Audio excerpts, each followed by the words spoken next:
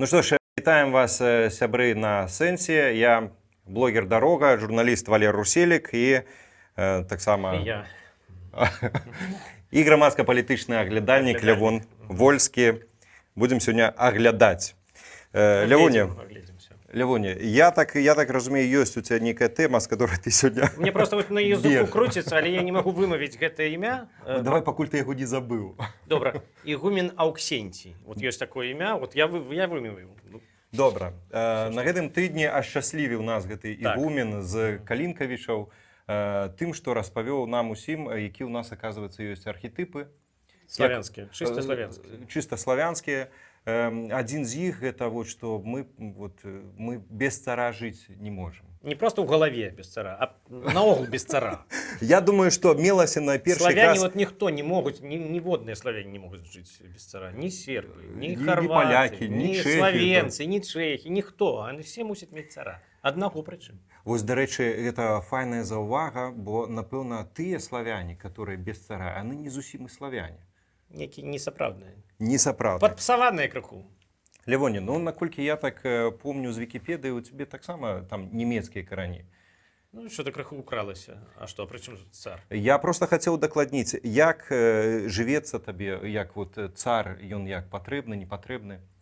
Мне? Так. Не, ну вот, это немец заговорил. Я вот, бачите, чырвона-чорны, анархія, мать парадка, цар, ты говоришь. Добра, калі больш сур'ёзна, то як бы гэты ігумен, ён у мясцовай газеце распавядаў пра тое, што ідзе зараз вось гэта абмеркаванне канстытуцыі, зменаў у яе, вось будзе рэферэндум. Глобальных гэтых зменаў. Так. І наконт вось гэтага архетыпу, што нам, як славянам, нельга без цара жыць, ён говорил про то, что вот выборы, вот, что там один раз выбирать, два разы, это дрэнна. Трэба вось, як вось нам подказывае архетип, як нарадзіўся і да самага скону. Так.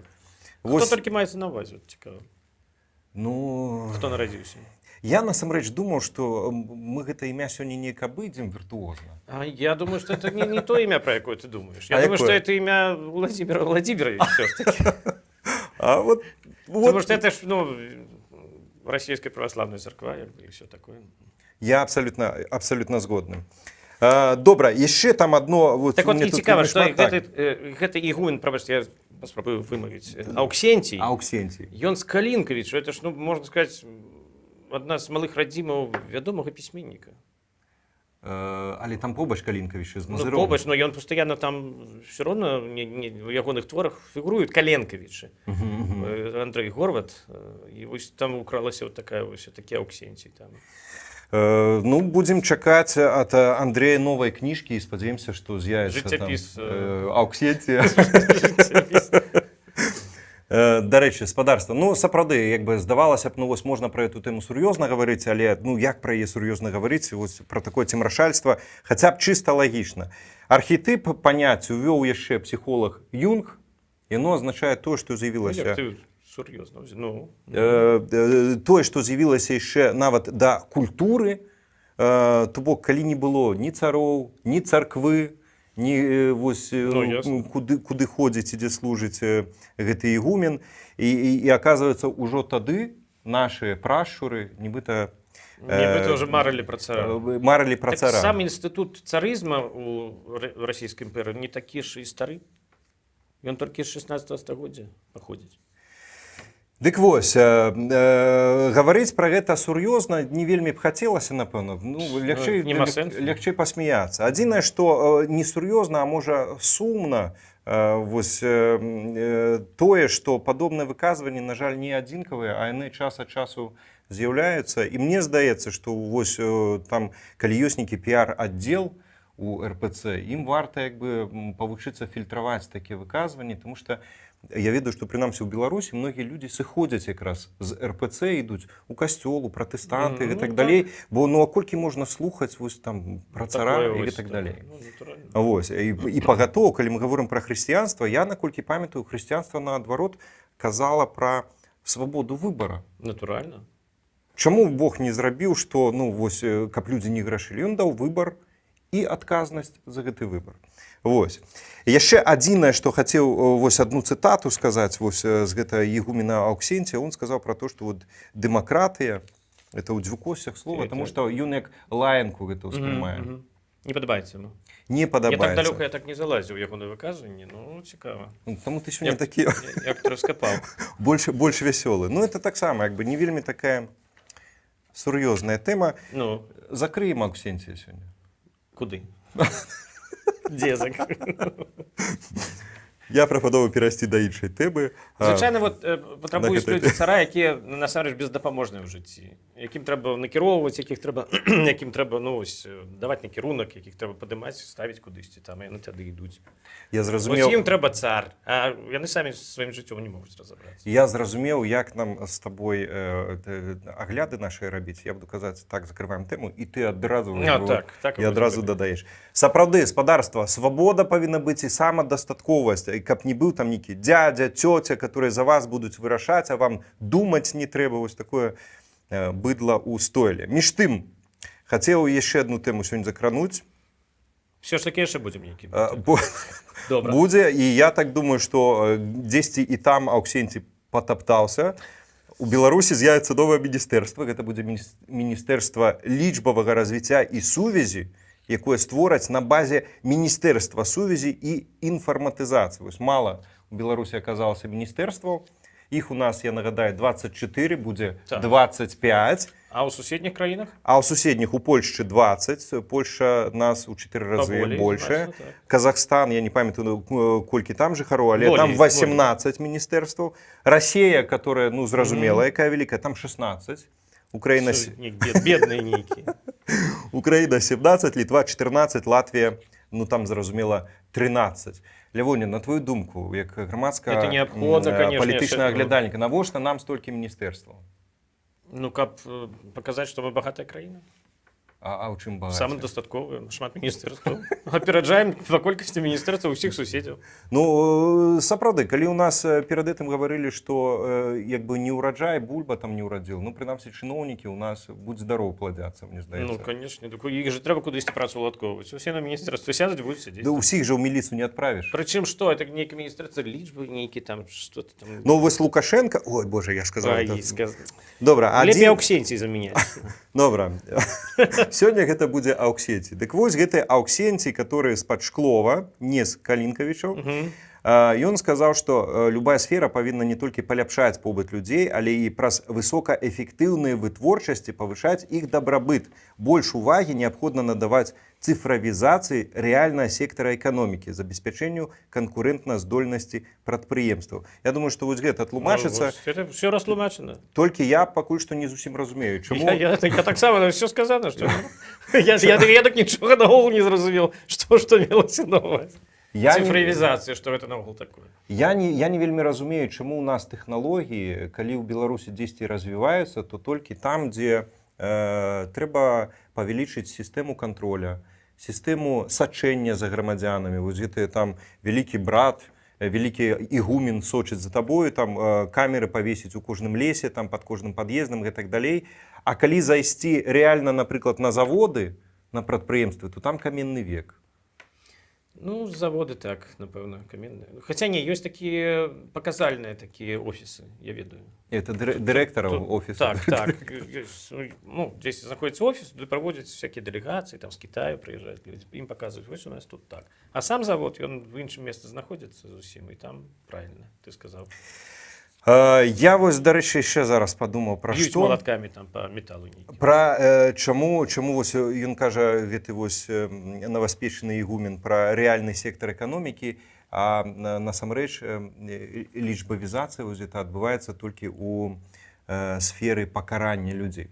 Таму што ў Беларусі нармальная эканоміка не працуе, зарабляць не можа, і адзінае, што можа рабіць бандыцкі рэжым, гэта абдзіраць людзей як ліпку, ствараць новыя там штрафы, паборы і гэтак далей, і заадно можна сачыць за імі, і вось гэта самы, што не ёсць рэальны сектар беларускай эканомікі. Ты так думаешь? Абдзіраць людзей. Ну, я, дарэчы, тут не зусім пагаджуся. Я не ведаю, пра што вядзецца наогул. Што такое лічбавізацыя гэтая, але... Ну, калькулятары. Але ў сферы інтэрнэту, напрыклад, там які-небудзь там Беларусьбанк і ўсё гэта, оно не кепска працавала. Прынамсі яшчэ там 2 гады таму. То можна было там купіць квіток, напрыклад, на Віленскі цягнік, якого цяпер уже няма. Тады это можна было так не кепска. Ну, збач, міністэрства лічбавага развіцця тады не было, а ўсё працавала, а зараз не будзе працаваць. А зараз не купіць, а міністэрства... Хутчэй за ўсё не будзе працаваць. А міністэрства... Раз міністэрства ёсць. Да. Калі сур'ёзна пра гэта сказаць, то, напэўна, все-таки гаворка вядзецца пра тое, што выбудоўваць, працягваць выбудоўваць вось гэтую сістэму татальнай слежкі, сачэння за грамадзянамі, як вось мы ведаем прыклад там Паўночнай Карэі, у Кітаі. Так, я калі, колькі там гадоў 15 таму, я думаў, што это такое за аналітычны цэнтр пры прэзідэнце. Я думаю, некія людзі збіраюць статыстыку нейкую, а это, оказывается, такая сілавая структура просто. Так. Тое самае можа быць і гэта нейкае падраздзяленне будзе сілавых структураў таксама. Карацей, мы, як беларускія грамадзяне, я могу сказаць за нас, мы супраць таго, каб у нас з'явілася яшчэ 25-е, нам і вось папярэдніх чыноўнікаў карміць асабліва не выпадае. І так, як бы, яны нам за... Ну, хай з'яўляюцца. Хутчэй разваляцца. Конечно. Чым болей, тым больш такое бязладдзе. Добра, вось, дарэчы, калі мы гаворым пра эканоміку, у мяне ёсць яшчэ адна тэма. Ёсць прагноз пра тое, што мы будзем бяднейшыя. Гэта Всесветны банк. Вот я читаю, у меня тут есть так само матэрыялы. Я прабачаюся, што я без паперу, я наступную праграму прынясу так само стос, каб... Ну ты просто, у тебе ўжо лічбавае развіццё ўжо адбылося, а я вось яшчэ... Ну не салідна это выглядае. Калі сядзіць палітычны аглядальнік, у яго там валяецца нейкі... Ну, а, напрыклад, ну, а ёсць іншыя там вядоўцы на Ютубе, якія таксама з тэлефонам сядзяць без папера. Ну, так то ж, мы ж такія... У нас нават 25 міністэрстваў ў краіне, а я сяджу з этим. Добра. Всесветны банк апублікаваў чарговы, штогод ён публікуе свае прагнозы па развіцці эканомікі ў свеце. Па ўсім свеце цяжкавата будзе, не так хутка будзе расці эканоміка. Беларусі тут выдзяляецца з усіх краінаў суседзяў. Мы адзіныя, хто будзем расці ў мінус 2,8%. На наступны 23 год урэшце там абяцаюць плюс, але ён будзе на паўадсотка меншы, каб мы хаця б да нуля дасягнулі. Там будзе 2,3, 2,3. То бок вось мы адзіныя, хто ў мінус. І у мяне адзіная такая вось думка наконт гэтага прагнозу, што можа нам не пайсці працаваць экспертамі ў Всесветны банк, і будзем вось там казаць, што будзем жыць, ну, Беларусь будзе жыць надалей горш і горш, потому што, мне здаецца, такая дастаткова зразумелая сітуацыя. Я вас не могу зразумець. Всесветны банк робіць такія прагнозы, а прэм'ер адзін там ёсць у нас. Ён гаворыць, ён з такім вясёлым тварам, са шчырай абсалютнай усмешкай, і мы говорыць, вы верыце ў цуды? А ён адказвае, не толькі веру, мы іх ствараем, гэтыя цуды. А якія цуд стварылі? Мы беларускі эканамічны цуд стварылі. У нас просто не то, што ў мінус. У нас неабсяжныя плюсы нейкія. Но он кажа, што... У нас все страшно развіваецца. У нас санкцыі, яны таксама ж пойдуць у плюс. У плюс. Санкцыі толькі мабілізуюць санкцыі. Я толькі не разумею, навошта яны вымушаюць працаўнікоў на заводах. Ужо, па-моему, трэцяя ў іх кампанія па напісанні лістоў супраць санкцыяў вось да захаду. Не трэба нам вашых гэтых санкцыяў, здыміце іх. Хто з іх хлусіць? Ну хіба што зноўку народ хіба што зноўку. Народ шкодзіць. І потым, ну, это піар нормально пісаць лісты там супраць санкцый. Это не звязана з тым, што у нас пастаянны плюс. А плюс это ж таксама лічбавае развіццё, петыцыі все гэтыя. Так. Так што все нормально. Беларускі эканамічны цуд. Першы раз, я калі бачу, я крыху здзівіўся. Я помню, быў японскі, потым быў там карэйскі эканамічны цуд. Цяпер беларускі ёсць таксама, оказывается. Вот ты гаворыш, што мінус. Які мінус? Ну, я памятаю са школы, што мінус на мінус дае плюс. І я думаю, што калі яшчэ дадатковыя вось мінусы нам, то ўрэшце я вельмі спадзяюся, што... То есть, калі ўсё цалкам заваліцца, вот тады ўсё і пачнецца. Так. Ну, правильно. Класс. Тут я згоден. Я просто не знаю, ці гэта такая гарбата вясёлая, ці вот, ну, такі класны у нас сёння агляд. А вось давай для праверачкі на наш агляд. Для праверачкі на наш агляд. Навіна, у якой нічога няма пазітыўнага. чарговы паказальны арышт падлетка, гэтым разам у Лоеве.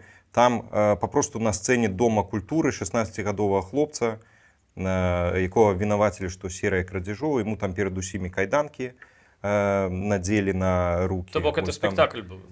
Так, вот там як бы на сцэне паказалі дадатковы спектакль. Не трэба свабодныя тэатры ўсіх гэтых іхніх. Можна не свабодны тэатр, мне здаецца. Это не свабодны тэатр. Это не свабодны тэатр. Але вось калі гаварыць так, ну, все-таки трошки больш сур'ёзна, то што далей? Паказальныя расстрэлы? Што толькі думаў пра гэта. Ну, цягнуцца, бачыш, цягнуцца сілавыя структуры да культуры і мастацтва ўсё ж такі цягнуцца. Помніш, былі раней тэатралы, хадзілі ў тэатр Купалаўскі на ўсе прэм'еры. Вось. А цяпер яны самі ствараюць вось гэтае мастацтва. Яны здымаюць пакаяльныя відэа. Это ж, ну, класна. Рэжысура, аператар працуе. Это тут цягнецца, душа іх цягнецца да мастацтва. Цяпер такія паказальныя. Раней абмяжоўваліся там проста, дзе там у школе бралі проста на уроку. Заходзілі, там распавядалі пра тое, што трэба рабіць, што не трэба. А тут цяпер, вот, калі ласка, на сцэне. Запомнілі. Ну, тэатры ж актораў звальняюць з тэатру, ведаеш? Ведаю. Незваротна просто трупа, не хапае людзей, так вот цяпер такім чынам можна рабіць. Яшчэ памятаеш, на 9 траўня мы ўзялі моду таксама з Расіі паказваць, перанялі і ў Беларусі паказваць расстрэлы паліцаяў, альбо спачатку паліцаі расстрэльваюць, потым гэтых паліцаяў расстрэльваюць. Это на вачах у людзей, которые збіраюцца на 9 траўня. І ввогуле, калі так ацэньваць усё цалкам, мы ж можам узяць гэтыя бясконцыя спатканні дзяцей у школах, у дзіцячых садках з амонаўцамі. Прыходзяць амонаўцы і цябе будуць біць, ты разбіраеш аўтамат, а ты будзеш біць. І вось як бы па вялікім рахунку тое, што адбываецца, это жахлівы такі працэс. Это мілітарызацыя грамадства і выхаванне ў Беларусі, я не ведаю, чалавека адпаведнага. І той ігумен сюды, дарэчы, абсалютна цалкам лягае, лагічна. Вы ўсе рабы, ёсць зэкі і вертухаі. Па вялікім рахунку трэба, каб людзі баяліся. І таму іх сабралі і на сцэне паказалі страшны спектакль. Закавалі ў кайданкі і ўсё. Гэта, канешне, жахліва. Мне здаецца, што нашмат больш прадуктыўна было б памятаць пра тое, што найлепшы прыклад, найлепшая агітацыя — гэта ўласны прыклад. Вось калі б улады самі сябе закавалі ў кайданкі, это было б ідэальна. За карупцыю, там хабарніцтва і ўсё такое. Самі прызналіся, самі закавалі ў кайданкі і самі пайшлі па этапу. Гэта было б адзіная дэманстрацыя. На сцэне Палаца Рэспублікі. Я думаю, што гэта быў бы хіт сезона, яго можна было б вазіць, па-першае, па ўсёй краіне, і можна на некалькі сезонаў расцягнуць. А яшчэ ў Ютубе это просто пабіла б усе рэкорды. Это просто яны хайпанулі так, што просто немагчыма. Яны сидзелі потым бы у цюразе і там просто. А я вось падумаў, а калі з гэта можна было б зрабіць які-небудзь мюзікл? Вось ёсць народны альбом, а тут вот таксама што-небудзь такое. Антынародны альбом, так. Мне здаецца, это было б вельмі круто. Народны альбом. Не ведаю, колькі мне часу. Всё роўна ўсё трэба, ты, безумоўна, ты вот ускрываеш гэты нарывы. Я пераводжу ўсё пазітыў. Мне вельмі прыемна, што нашыя сілавыя структуры цягнуцца да мастацтва, што яны здымаюць это ўсё. Я вельмі рады. Тэатралы, яны засталіся тэатралы. Я вельмі рады, што сэнс нарэшце ўзмацніўся сапраўдным грамадска-палітычным аналітыкам, который знаходзіць пазітыў. У гэтым ёсць сэнс. Спадарства знаходзіць пазітыў. Не плачце. Не плачце. А вось таксама тады заданне знайсці пазітыў. Герб у Віцебску. Ведаем, была такая гісторыя. У Віцебску герб знялі, усе закрычалі, што адбываецца. Там рускія танкі, дзе яны ўжо. Улады сказалі, не волнуйтесь, граждане. Не плачце. Герб то ли пагнуўся, то ли зламаўся. Мы яго адрамантируем. То ли усталі, можа быць, опоры. Усталость конструкции была уже. Вот, может быть. И тому мы его адрамантуем и поставим назад. И мы поставили назад, только его... Все глядзяць, а там нешта іншае зусім. Его перамалявали. По-першае, саму пагоню зрабілі меншую, и тло зрабілі зелёнае. И он такі зараз чырвона-зелёны. Вот. Ну там жоўтенькая яшчэ ўкралася. Яшчэ трошки жоўтенькая. Ну это колоски. Вот. Так, пачерпнуў. Як да гэтага ставіцца? Што гаворыць грамадска-палітычная аналітыка? Таксама прыемна, што рукі цягнуцца да мастацтва у людзей, тут гэтым разам да выяўленчага. Яны пацягнуліся, спачатку знялі, а гэта ўжо, каб стаяў стары са стомленымі канструкцыямі гэты, это ж таксама яны знялі яго, па-першае, это ўжо праца, знялі, павезлі, не проста адрэстаўравалі штось, яны замянілі на іншы. Цалкам зрабілі новы іншы герб, памянялі колеры. Мастак сидзеў там з пульверызатара, ці там пензлем ён фарбаваў гэтым зялёным. Все, не атрымалася нармальна. Атрымалася, конечно, пачварнавата, так сабе. Рукі цягнуліся, каб стварыць твор мастацтва. Атрымалася... Атрымалася, як атрымалася. Так. На жаль, мне ўзгадаўся... Безумоўна, закладзена была вельмі пазітыўная энергія ў гэта. Она дэфармавалася. Мне якраз паводле гэтай версіі узгадаўся выпадак, можа, гадоў 5 таму быў. Я не памятаю дзе, здаецца, Італія, Рым, дзесьці там. Там была фрэска, вельмі знакамітая, файная Маці Божая. Некая жанчына сталага веку, пенсіянерка, вырашыла яе падправіць. І яна яе так падправіла, што атрымалася вось як з гэтым гербам пагоні, там атрымалася штосьці такое супервычварнае. І там усе крычалі, што трагедыя, а тут, оказывается, сабака не там парыўся, оказывается, просто яна імкнулася да лепшага. Таксама, як яна займалася наіўным мастацтвам. Наіўнае мастацтва. Прымітывізмам яна займалася. А ў Віцебску таксама прымітывізм? Віцебска, это все ж таки не ініцыятыва прыватнай асобы, правда? Дзяржаўная ініцыятыва. Конечно, імкнуліся да лепшага, но атрымалася, як мы бачым, пачварненька. Такі ўзровень уладаў. Тут пазітыўнага цяжка знайсці густ, безумоўна, кульгае вельмі ва ўладу. Гэта паўсюль, я памятаю, як быў дзесьці там, не памятаю, які горад, але там быў штось там стэла нейкая, помнік героям там вайны, нешта такое. Была она звычайная такая, з каменя. І па ініцыятыве мясцовых уладаў взяли і забабахалі чырвона-зялёных все гэта. Отлично. І патрыятычна. Так, і потым тэлефанавалі, казалі, што вы такое зрабілі. Нават простыя людзі, што вы такое зрабілі. А цёця сказала, што очень сочная цвета. Что вы хотите? По-моему, очень все преобразилось. Тут земляника, тут трава. Да, вот именно. Тяжко спрачацца з людзьмі, які з такім узроўнем. Калі скажаш, што у вас было лепей, а вы зрабілі вось зараз чаму так. Хочешь отказаться, что мне нравится, очень сочные цвета, красивые. Калі сур'ёзна, то, канешне, гэта і там і нізкі там культурны ўзровень, і там патрыятычны ўзровень і так далей, але, канешне, гэта і, мне здаецца, сведчанне таго, што год гістарычнай памяці пачаўся. І вось як у іх з гістарычнай памяццю, то, ў прынцыпе, вось мы і ўбачылі. Да, это прыкладна. Я думаю, што Аўксенцій, магчыма, і маляваў. Может быть, конечно. У іх там было зашмат пасля размалёўкі куполов засталося. Да, засталася зялёная фарба. Так між іншым, дахі ж зялёным фарбуюць часта ў праваслаўных будынках. Вось была. Залішак быў фарбы, яны... І троху золата дадаў. Яшчэ адна тэма. Я ведаю, што ты сам яе прасіў. Сказаў, без яе нічога не будзе. Гэта вось эта тэма, я яе запісаў. Все, калі ласка. Ураган. Вось таксама вельмі пазітыўна ж. Таму што знакі, вось то мосцік заваляцца, то ўсё змяце ураганам. Такія знакі ідуць на беларускай зямлі. Уладам вельмі зручна ўсю разруху спісаць на гэты ураган Эльза. Пагатоў ён быў паўночна-заходняга кірунку. Мы ведаем, што захад ён... Надзьмулі нам, карацей. Надзьму. Паўночна-атлантычны альянс мы таксама ведаем. Это яны паставілі такую машыну? Там кручілі. Як было ў Менску у 2006 годзе на плошчы Каліноўска, таксама такую назавею зрабілі.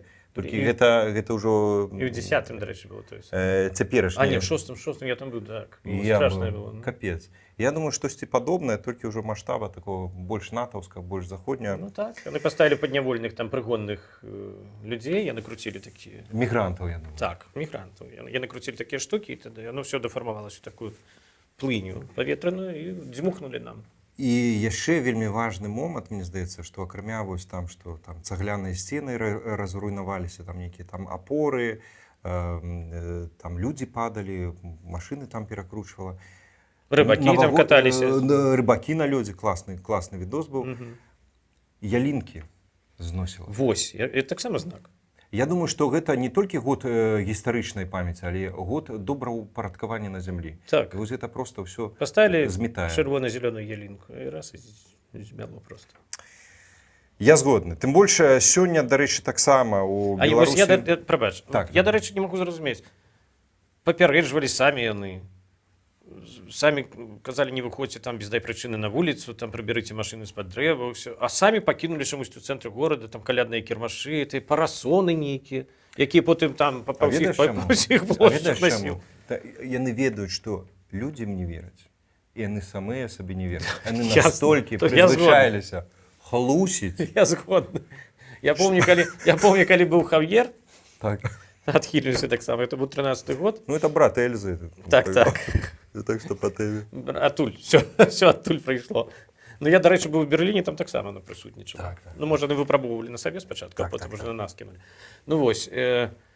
І таксама яны папярэдзілі, што не трэба ездзіць без дай прычыны, асабліва на далёкія адлегласці паміж гарадамі, тому што будзе проста, катастрофа. Так. І тут жа ўсе не з'ездзіць ли нам у Магілёў? Потому что что-то... И там усё. Я поеду к маме в Могилёв, короче, пока. И все трассы были просто в машинах. Это, просто был коллапс, там и транспорт. Я памятаю. Потому что никто не поверил в этой информации от державы. Держава сказала, точно треба съездить. Так, абсолютно згодны. Ну что ж, я не ведаю, у меня вот такие новины, которые так можно было вытягнуть на позитив, у меня так скончились. Максима, у тебя есть новины, обвестки, пропановы? У меня есть. У меня ж есть обвестки. Як я элегантно подвел. Користаючись службовым становішчам, я ледь не забыўся. Я хочу запросить тых, хто знаходзіцца ў Польшчы, беларусаў і палякаў таксама, і украінцаў, і ўсіх астатніх мігрантаў і карэнных жыхароў на канцэртовы тур, які адбудзецца ў лютым, пачынаючы з 4 люта. 4 люта будзе першы канцэрт у горадзе Гданьск, потым будзе Познань 5, потым будзе 13 будзе Варшава, а перад Варшавай 12 будзе Кракаў. Я ўсіх запрашаю, гэта будзе электрычныя канцэрты будуць, гурт Вольскі, мы зграем все хіты галоўныя і новыя песні, і ўсё, і ўсё будзе класна. Вось это асноўныя пазітыўныя навіны на сёння ад мяне. Класна. Ну, ад мяне што дадаць? Спадарства, заставайцеся з сэнсам, подписывайтеся, распаўсюджвайце нашыя відэа, ставце падабайкі, подписывайце сяброў, не сяброў. А мы будзем працягваць пазітыўна з майго боку і як атрымаецца... І аб'ектыўна з боку Валера знаёміць вас з навакольнай рэчаіснасцю. Всё, пакуль. Пакуль.